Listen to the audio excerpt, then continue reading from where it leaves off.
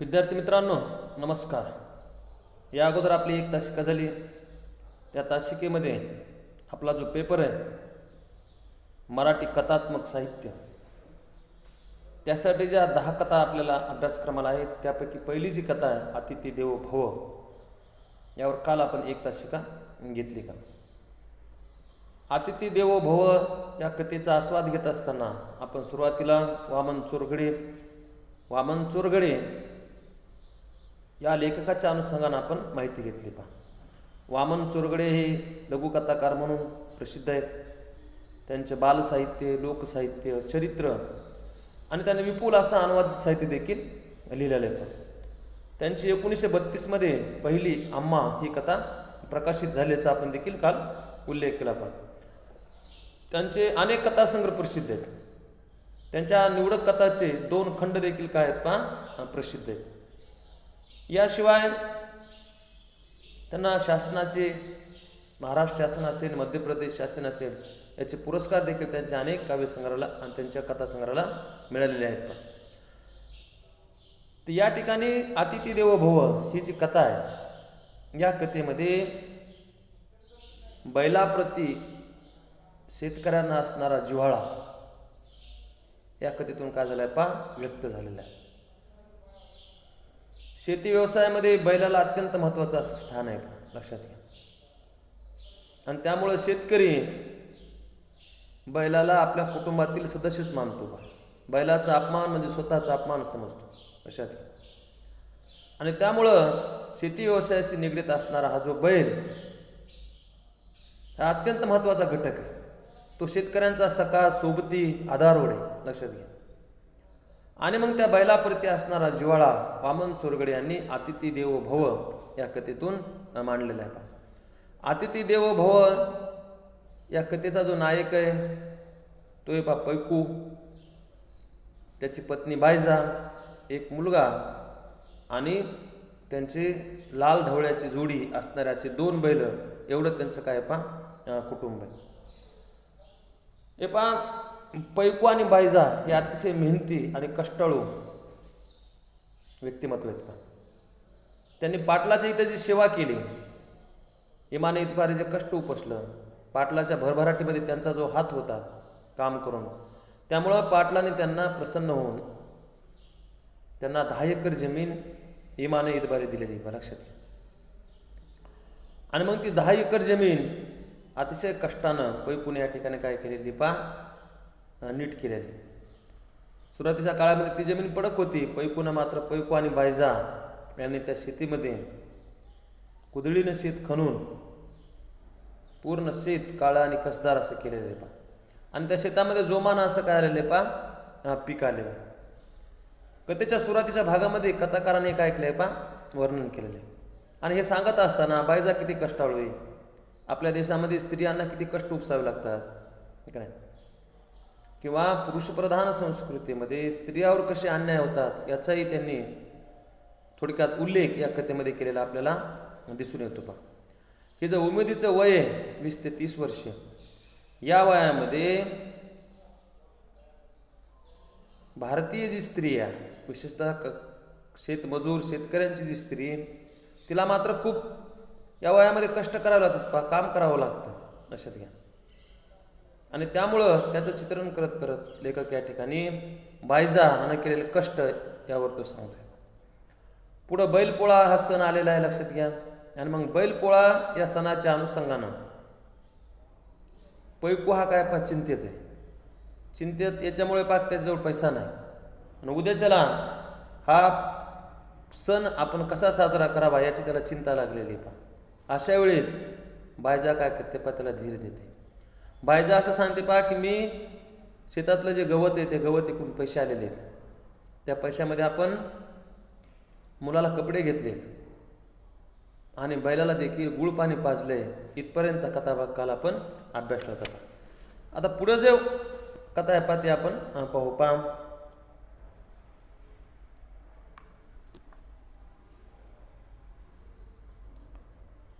तसे काही नाही, पण उद्या लाल्या ढवळ्यांना ते अगदी खुश होऊन जातील अशी पुरणपोळी खाऊ घालायची एवढेच सांगायला आले. तर ती पैकूला सांगते बायजा की उद्या बैलपोळा पोळ्याचा सण आहे आणि त्या उद्देशाला आपल्याला लाल्या ढवळ्यांना पुरणपोळी खाऊ घालायची. मी बारकोला नवीन आंगडं शिकलेले आहे, त्यांना गूळ पाणी देखील पाजलेले. आपले बांधी नीट करायला तुम्ही पैसे खर्च केले, त्या दिवशीपासून धुऱ्याचे गवत लाल्या ढवळ्यांना थोडे कमी घातले आणि त्यांच्या पोटावर पाय देऊन गवत विकून 4-5 रुपये जमविले होते.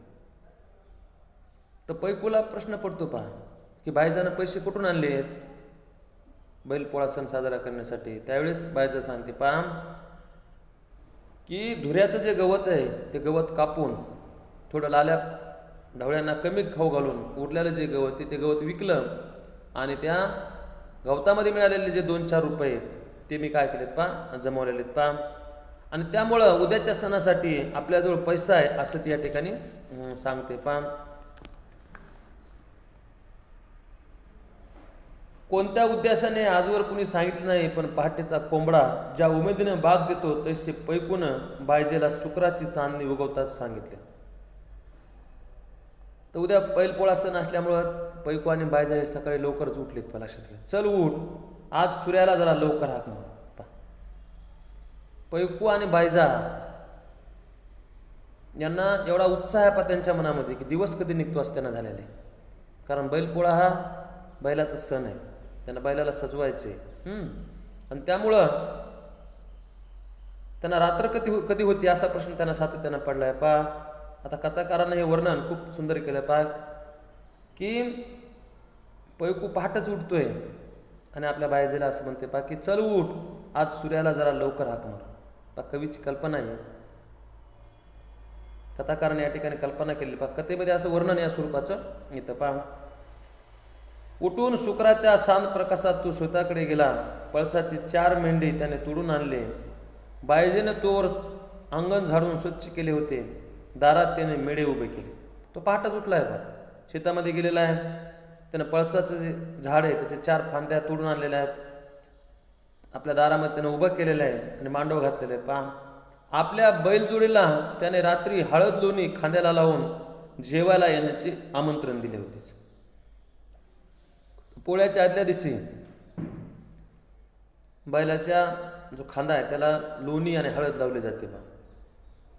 त्याच्या मागाचा उद्देश असा आहे पहा की ते कडक होऊ नये. लक्षात घ्या, कारण 12 महिने बैल त्या खांद्यावरच जीव घेऊन शेतात राबत असतो पहा आणि मग त्याला दुःख होऊ नये त्यामुळं त्या ठिकाणी हळद आणि लोणी खंदे मळण असं आपण त्याला म्हणतो पहा. तर खंदे मळण्याच्या दिवशी त्याने लोणी आणि हळद बैलाच्या खांद्याला लावलेली पहा. पहाट उजडताच तो काय करतो पहा, बैलाचे कासरे सोडून त्यांच्या शिंगाना गुंडाळे व त्यांना बाहेर काढले. त्यानं पहाटच बैल लगेच काढलेत पहा बाहेर. पोळा म्हणजे आमंत्रण देऊन आपल्या घरी बैलांना अतिथी म्हणून जेवायला बोलविण्याचा सण. तर पोळा हा जो सण आहे त्या सणामध्ये खांदे मळण्याच्या दिवशी बैलाला काय करतात पहा शेतकरी, लोणी आणि हळद लावून त्यांना दुसऱ्या दिवशी पोळ्या दिवशी आपल्या घरी जेवायला आमंत्रण देतात अशी शेतकऱ्यांची श्रद्धा आहे पहा. त्यांचं त्या दिवशी ठरलेलं असतं पहा की ते बैलाकडून काहीच काम करून घेत नाही. त्या दिवशी बैलाचं काम माणसानं करायचं हा तसा त्याचा काय असतो पहा संकेत असतो. वर्षभर ते बैलाकडून काम करून घेतात, परंतु पोळ्या दिवशी आणि खंदे मळण दिवशी ते बैलाच्या खांद्यावर जू ठेवत नाहीत पहा. लक्षात घ्या, शेतकरी त्याला झुंपत नाहीत, कारण त्यानं वर्षभर जे केलेलं काम आहे त्या कामाचा मोबदला म्हणून एक दिवस पोळा या सणाला बैला कोणत्या प्रकारचं काम करून घेत नाहीत पहा. मुलाला सांभाळतो तसे त्यांना त्या दिवशी सांभाळायचे. ईश्वराची अनंत अमर्याद मुक्त हस्त अशी विराट दातृता तिचा उपभोग घेणाऱ्या मानवाने ज्या भावनेने पत्र पुष्प फल तोय त्याच्या चरणी अर्पण करून संबंध जीवन उपनिषदाच्या मंत्राप्रमाणे त्यागाने भोगमय करण्याची भावना धरायची. तर ज्या दिवशी पोळा असतो त्या दिवशी खरा जो शेतकरी असतो बा त्याची बैलावर प्रचंड अशी श्रद्धा असते. लक्षात घ्या, त्या दिवशी त्याला तो कामाला झुंपत नाही. त्याच्याजवळ जे काय असेल, पत्र असेल, पुष्प असेल, त्याची काय करतो तो पूजा करतो पहा. आणि उपनिषदाच्या मंत्राप्रमाणे बैल काय दुसऱ्यासाठी सतत राबत असतात पा, तसं देखील शेतकऱ्यांनी राबवण्याची तो काय करतो पा, प्रार्थना करतो पा. त्यातल्या त्यात गेले 8 महिने खूपच पैकुने शेत ज्या लाल्या ढवळ्यांच्या जीवावर उगविले गेले त्यांच्याबद्दल मनात जेवढी कृतज्ञता भरली असेल तिचा प्रत्यय त्याने उठता क्षणीच बैलाच्या अंगावरून जो हात फिरवला त्यातून त्या मुक्या जनावरांनाही आला पा. तर पाटलानं जी जमीन दिलेली आहे लक्षात घ्या, 10 एकर जमीन पैकुला, त्या 10 एकर जमिनीमध्ये गेल्या 8 महिन्यामध्ये पैकुनं बैलाच्या साथीनं फार मोठे कष्ट त्या ठिकाणी उपोषलेले आहेत पा. आणि पैकूचा बैलावर लेकरासारखा जीव आहे पा, लक्षात घ्या. आणि त्यामुळे तो बैलाच्या पाठीवर हात फिरवतोय. आणि याची देखील बैलाला काय पा जाणीव आहे, ते देखील डोळ्यातून आपली भावना काय करतात पा, व्यक्त करतात. पैकूने आपली बैलजोडी आपल्या मालकाच्या वाड्या नेली. तरुण मालकाला आणि नव्या पाटणीला त्याने नमस्कार केला. आपल्या हक्काच्या घरी येऊन कारभार करावा त्याच प्रयत्नाने त्याने आपल्या हाताखालून मोठ्या झालेल्या घरच्या गाईच्या 2 जोड्या काढल्या व त्या 6 बैलांना घेऊन तो नदीवर घेऊन गेला. तर पाटलाची काही बैल आणि 2 बैल घेऊन तो नदीवर गेलेला आहे पा. नदीवर त्याने ते बैल वगैरे धुतलेले आहेत, लक्षात. तर डोहामध्ये तो काय करतो पा, बैल सोडलेत आणि स्वतःचं वय विसरून त्याने त्या डोहामध्ये उडी मारली. आणि बैलाच्या सर्वांगावर हात फिरवून चोळून त्यांनी काय केलं पा, त्याचं अंग अगदी स्वच्छ केलेलं आहे पा. इतकंच नाही तर त्याचं बैलांना धुतल्यानंतर स्वच्छ केल्यानंतर त्यांना तो बाहेर घेऊन येतोय पा. आणि स्वतःजवळ असणारं जे उपकरण आहे त्या कोरड्या उपकरणाने बैलाचं काय करतो पा, तो अंग पुसतोय पा. आणि मग बैलाच्या अंगावरचा सर्व मळ निघून गेला, बैल चकचकीत झालेले आहेत पा. आणि त्यामुळं बैल बाहेर पडत असताना कथाकार वर्णन करतोय पा की हिरव्यागार शेताकडे पाहून त्या बैलाने असा हंबार केला की आजचा आमच्या पारण्याचा दिवस आम्ही समजलो, हेच जणू त्यातून स्पष्टता व्यक्त झाली. तर समोर हिरवागार चारा आहे, गवत हे पाहून बैल देखील खूप आनंदी झालेत पा आणि ते उड्या मारतात पा. या देशातील ही मुकी जनावरे अनंत काळापासून अपौरुषे वाङ्मयाच्या मंत्राप्रमाणे नुसत्या हंबारानेही अनेक अर्थ व्यक्त करीत आले आहेत. तर बैलाप्रती असणारी कृतज्ञता या ठिकाणी कथाकार व्यक्त करतोय पा. कारण शेतकऱ्यांना आपल्या बैलावर जीवापाड असं प्रेम असते पा, लक्षात घ्या. शेतकरी शेतातून जे उत्पन्न काढतो तो त्याच्या कष्टाबरोबरच बैलाच्या कष्टावर देखील काढत असतो पा, लक्षात घ्या. आणि अनंत कालापासून त्याने अपौरुषेय म्हणजे वेदांना आपण अपौरुषेय वाङ्मय असं म्हणतो पा. तर वेदकाळापासून ते आस्था गायत शेतकरी शेतामध्ये काम करण्यासाठी बैलजोडीचा काय करतोय पा, वापर करतोय. त्यांच्या जीवानं शेती काय करतोय पा, तो पिकवतोय. आणि त्यामुळं मग बैलाप्रती त्यांची असणारी कृतज्ञता यातून ते व्यक्त करतात पा. उन्हात बैलाची अंगे पूर्ण कोरडी झाल्यावर त्यांचे रंग अधिकच तळपू लागले.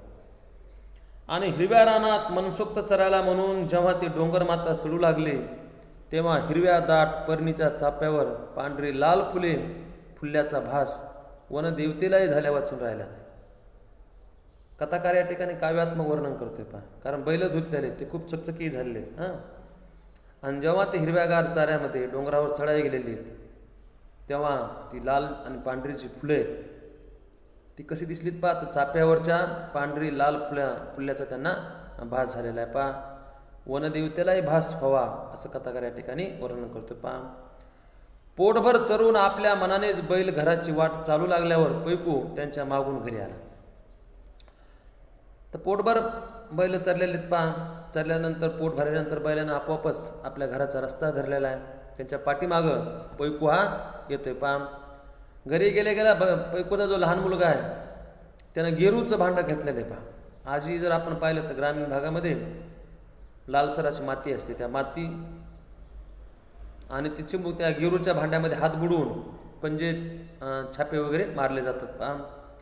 तसे त्या लहान मुलानं त्या गेरूमध्ये चिमुकले असे हात बुडवलेत आणि बैलाच्या पाठीवर त्यानं पंजे मारलेत पा. पैकूनं गाडगं मातीचं जे गाडगं असतं छोटं बोळकं म्हणतो त्याला आपण, ते त्या गेरूमध्ये बिरून बैलाच्या पाठीवर त्यानं ते छापे मारलेत पा, ठिपके दिलीत. आणि याशिवाय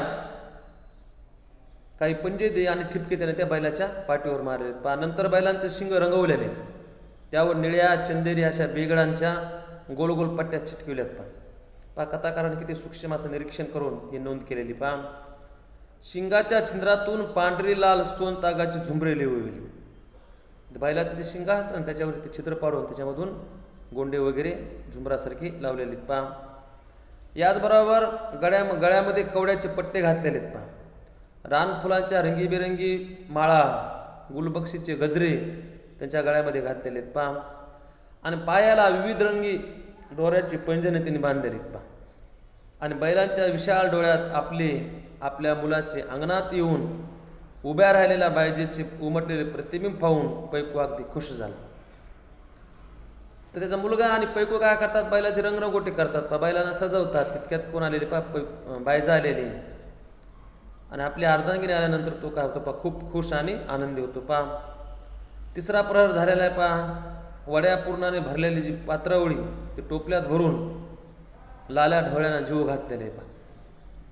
आणि बायजा हवं नको ते विचारायला दारात येऊन उभी राहिली आणि अतिथी तृप्त झाल्याचा कौटुंबिक सहभाव सर्वांनी अनुभवला. तर बैलाने पोटभर अशी पुरणपोळी वगैरे खाल्लेली पहा. पूर्णाच्या 2-4 पोळ्या केळीच्या पानात बांधून त्याने बासनात गुंडाळल्या व कुंकवाचे डबले घेऊन तो पाटलाच्या घरी आला. पाटलाच्या भाबड्या पोराने या 20व्या शतकातील त्या प्रसादाचा स्वीकार केला आणि पैकूच्या डोईस गुलाबी फेटा बांधला. आता त्या गावामध्ये काही प्रथा असतात लक्षात घ्या. तर पैकूनं काही पोळ्या वगैरे पाटलाच्या घरी दिलेल्या आहेत पहा आणि त्यांना फेटा बांधलेला आहे पहा. आता त्या विदर्भामध्ये एक पद्धत आहे पहा की पोळा झाल्यानंतर प्रत्येक बैल काय करतात पहा, बैलाला घरोघर नेऊन त्याची पूजा करतात. बैलाला काय करतात, घरोघर नेऊन त्या बैलाची पूजा वगैरे केली जाते आणि मग पैकू आपल्या बैलाला घेऊन घरोघरी पूजा करण्यासाठी तो निघालेला आहे पहा. त्यानं नवीन कपडे घातलेले आहेत, त्याच्या मुलानं कपडे घातलेले आहेत आणि तो जो झुली घातलेला जो बैल आहे तो बैल घेऊन तो निघालेला आहे पहा. पोळा साजरा झालेला आहे. पोळा साजरा झाल्यानंतर गावाभोवती जे पार आहे त्या पाराच्या भोवती बैल वगैरे सगळे फिरलेले आहेत पहा. सुरुवातीला पाटलाचा बैल फिरलेला आहे. ढोल ताशा कडकडामध्ये पोळा त्या ठिकाणी साजरा झालेला आहे पहा. नंतर पैकू काय केलाय पहा की बैलाला घेऊन घरी आलेला आहे आणि तो त्याच्या बायजीने त्याची काय केली पहा, पूजा केलेली. आणि मग दिवसभराचा उपवास त्यांनी काय केला पहा, सोडलेला आहे. आणि नंतर मग ते बैलाला घेऊन सर्वांच्या घराकडे निघाला पहा. पैकू जोडी घेऊन मिरवायला ओळखीच्या घराकडे निघाला. पाटील मानकरी ब्राह्मण सर्व आटोपले. प्रत्येकांच्या घरी बैलांच्या कपाळी कुंकवाचा टिळा आणि पायावर फुले पडली. तर पहा बैल पोळा झाल्यानंतर लक्षात घ्या, गावात पाटलाचा बैल मिरवलेला, पुन्हा मानकऱ्याचे बैल मिरवलेले, आपल्या पैकूने देखील त्याचे बैलजोडी मिरवून आणलेली पहा.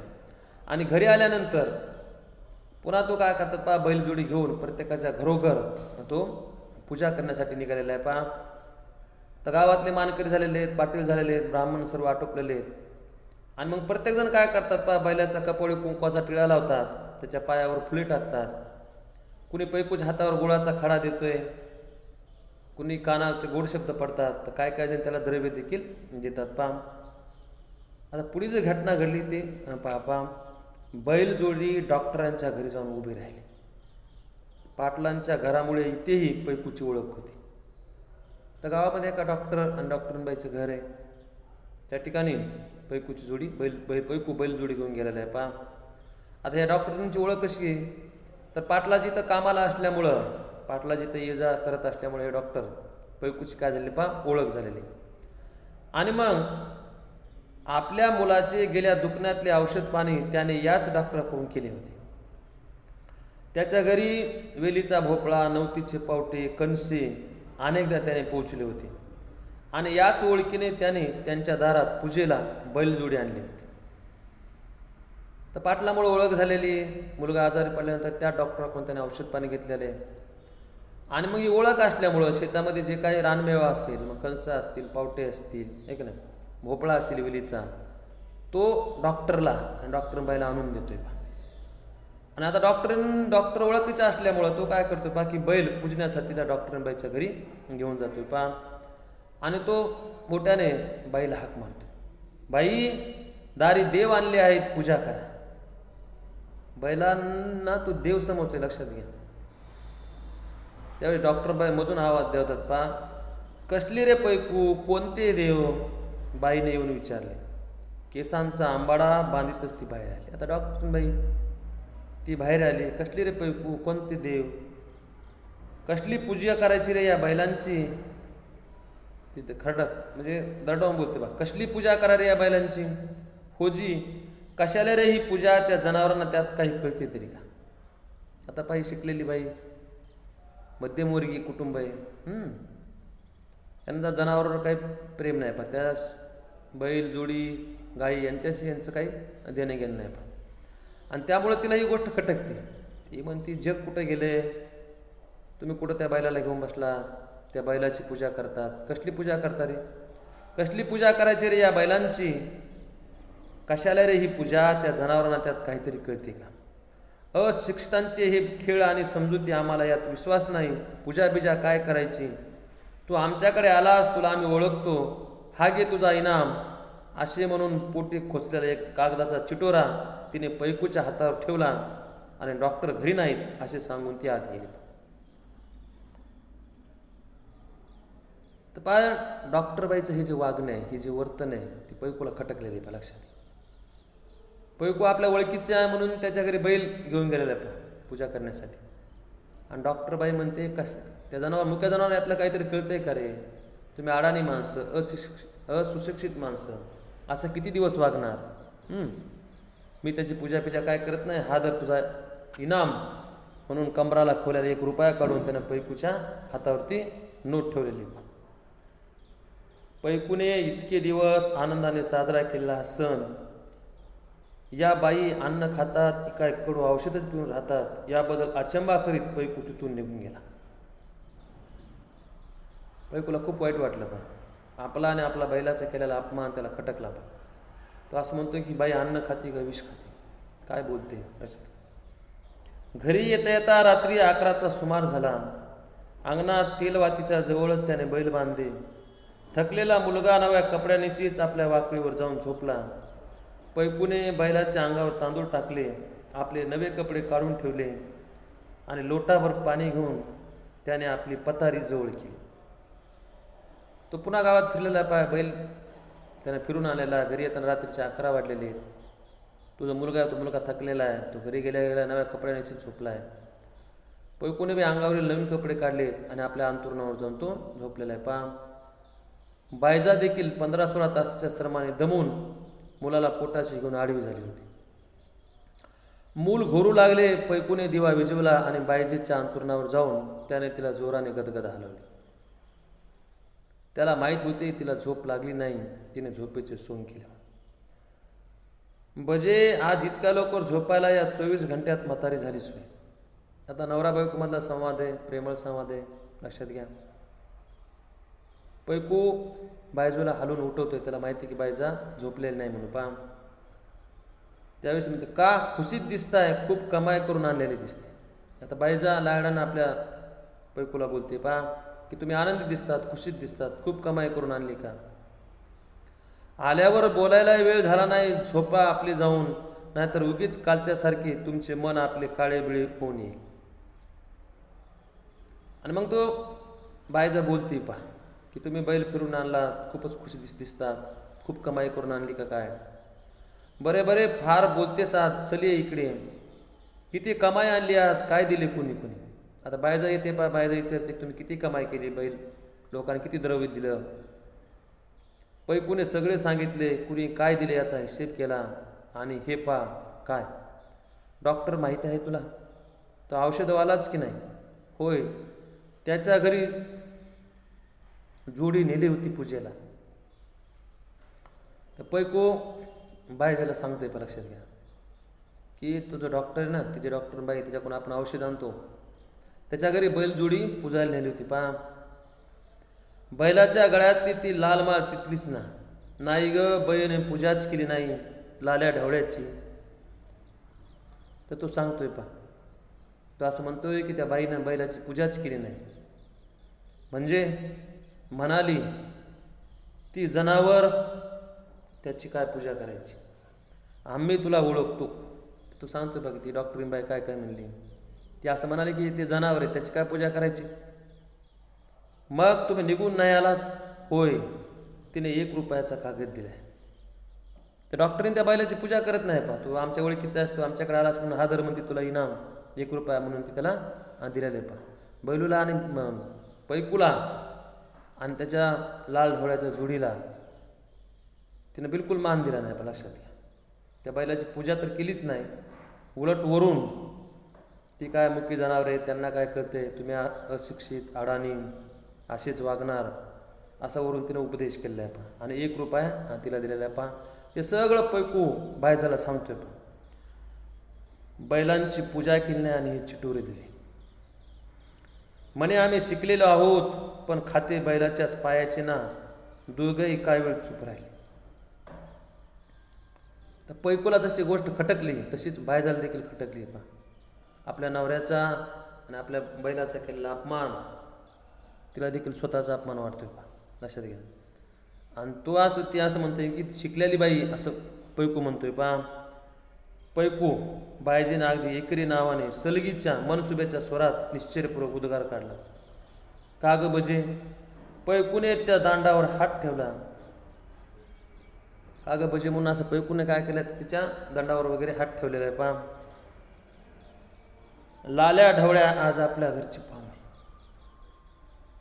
ते बैलाप्रती आम्हा जिवाळा आहे पा. लक्षात घ्या. ती असं म्हणते पा की लाल्या ढवळ्या आज आपल्या घरचे काय पा पाहुणे. ती काही आज जनावरे नाहीत. त्या बाईने अपमान केला, त्याचं हे गोड पण नव्हे. कुठं आहे तो कागद, तो जहर आहे, आपल्याला त्याचा पैसा होणार नाही कधी. तर बाई झाला ही गोष्ट खूप खटकते पण तिला असं वाटतंय की लाल्या ढवळ्या जे आहेत आज आपल्या घरचे पाहुणे आहेत पा. आपण अतिथी देवो भव म्हणतो, त्याची पूजा करतो, ते पाहुणे त्याची पूजा त्या डॉक्टरने बाईने करायला पाहिजे होते, तिने केलं नाही. ते कुठे म्हणते ती चिटोरी, ते कुठे कागद. पैकू उठला, अंगणातील तेलवात त्याने आणली, आंगड्यातला तो कागद काढला आणि बायजीचा स्वाधीन केला. त्याने तो जो त्याच्या दृष्टिकोनातून ते पैसे नाहीत पा, ते कागद आहे. लक्षात घ्या. आणि तो बायजीचा स्वाधीन दिलाय पा. आमचे पाहुणे त्यांना सगळे समजते, ते आम्हाला सर्व देतात पा. बैलावर त्यांची श्रद्धा आहे पा. लक्षात घ्या. ते असं म्हणतात की आमच्या बैलाला सर्व समजते, ते आम्हाला सर्व देतात पा. हा कागद कडू आहे. तिनं तो संबंध 1 रुपयाचा 16 आणे किमतीचा कागद सरळ त्या तेलवातीवर धरला आणि नंतर तेलवात अंगणात नेऊन ठेवली पा. बायजेला प्रचंड राग आला. माझ्या नवराचा आणि माझ्या बैलाचा अपमान तिला सहन झाला नाही पा. त्या डॉक्टरीन बाईने दिलेला जो पैसे नाही ते इकडं आण म्हणते बाय पैकूला, एकरी बोलती. लक्षात घ्या. आणि तिनं तो जो कागद आहे 1 रुपया, त्यावेळेस 16 आणे त्याची किंमत आहे. लक्षात घ्या. तसाच तुने तो कागद काय केलाय पा, तेलवातीवर धरला आहे आणि ते तो पैसे जाळून टाकले पा. लक्षात घ्या. सदऱ्यात शिरलेला ढेकून पकडून काढून टाकल्यावर गार वाऱ्याच्या झुळकीने जशी सुकावून झोप लागावी.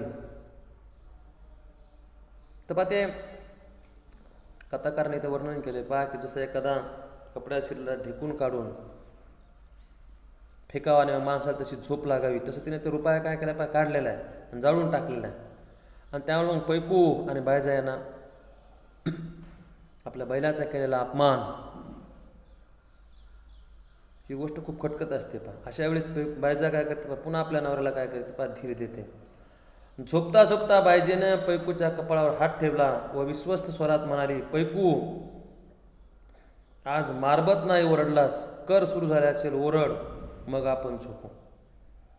पैकूने उठून बसत उच्चारले, माशा मुरकुट्या खरूच खोकला, मान अपमान घेऊन जा रे मारब. तर पैकू काय करते पा, पैकूच्या कपाळावर बायकू झोपताना हात ठेवते पा. आणि ती पैकूला म्हणते, अरे पैकू आज मारबत आहे, तू ओरडला नाहीस, कर सुरू झाली आणि ओरड. पैकू सुद्धा उठून म्हणतोय पा, माशा मारकुट्या खरूच खोकला, मान अपमान घेऊन जा रे मारबत. तर विदर्भात काय पहा, पोळ्याच्या दुसऱ्या दिवशी म्हणजे श्रावण महिन्यातल्या अमावस्येच्या दुसऱ्या दिवशी कर म्हणतात पहा. सबंध दिवस लोक खेळतात पहा, आनंदात घालवतात. आणि वाईट गोष्टीचे रोगराईचे प्रतीक म्हणून एक देवता कल्पितात, तिची मिरवणूक काढतात पहा. आणि तिचा एक विधी केला जातो. त्याला माशा, मुरकुटे, डास, चिरटे, खरूच, खोकला, इडा पिडा जे काय आहे ते घेऊन जा असं म्हणतात पहा. हा मान अपमान सुद्धा घेऊन जा असं ती या ठिकाणी पैकू मोठ्यानं ओरडतो. आणि मग दोघं जण पुन्हा गार वाऱ्याच्या झुळकीने सुखकर अशी झोप घेतात पहा. या ठिकाणी कथा संपलेली पहा. आता अतिथी देवो भव ही वामन चोरगडे यांची जी कथा आहे पहा, लक्षात घ्या. ही तशी लघुकथाच आहे. शेतकरी शेतीवर, काळ्या आईवर जेवढं प्रेम करतो तसंच त्या शेतामध्ये राबणाऱ्या बैलावर देखील जीवापाड असं प्रेम करतो पहा. पुत्रवत प्रेम करतो. आपल्या लेकरावर आपण जेवढं प्रेम करतो तेवढं तो बैलावर प्रेम करतो. त्याच्या कुटुंबातील सदस्य असतात, लक्षात घ्या. बैलाचा अपमान केलेला पैकूला सहन होत नाही पहा, बायजाला सहन होत नाही. त्या डॉक्टरने बाईने दिलेले पैसे ती जाळून टाकते पहा. आणि पैकू सुद्धा असं म्हणतोय, लक्षात घ्या, तू काय अन्न खाती का विष खाती. पैकूला जर काय बोलली असती तर त्याला काय वाटलं नसतं, पण आपल्या बैलाचा अपमान त्या बाईने केला ही गोष्ट त्यांना खटकते पहा. आणि तिने दिलेले पैसे वगैरे काय करतात, ते जळून टाकतात. म्हणजे बैलाप्रती असणारी कृतज्ञता, प्रेम, भावना या कथेतून वामन चोरगडे यांनी व्यक्त केली पहा. या ठिकाणी आपण थांबू. धन्यवाद.